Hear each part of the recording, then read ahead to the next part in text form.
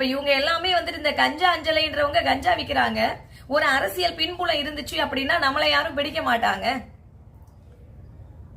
நம்ம பாட்டு ஜாலியா கஞ்சா வித்துட்டு போலாம், அந்த எண்ணம் அந்த அம்மாக்கு இருந்துச்சா?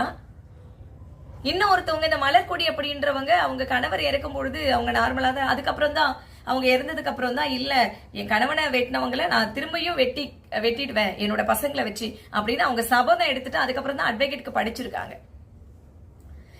நான் என்ன கேக்குறேன்னா, அட்வொகேட்டுக்கு படிச்சது சட்ட ஒழுங்குல இருந்து, அதாவது இந்த சட்டத்துல தவறு செய்யற அவங்களுக்கு வந்து தண்டனை கொடுக்கறதுக்கு இல்லையா, தப்பு பண்றவங்களுக்கு தண்டனை கொடுக்கணும், தப்பு பண்ணவங்க மாட்டி விடுறவங்கள இருந்து தப்பிக்கணும், இதுக்காக தான் வந்து அட்வொகேட் படிக்கணும்.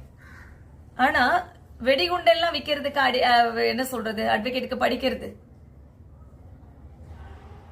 அப்ப எதை நோக்கி போயிட்டு இருக்கு இந்த சமுதாயம்?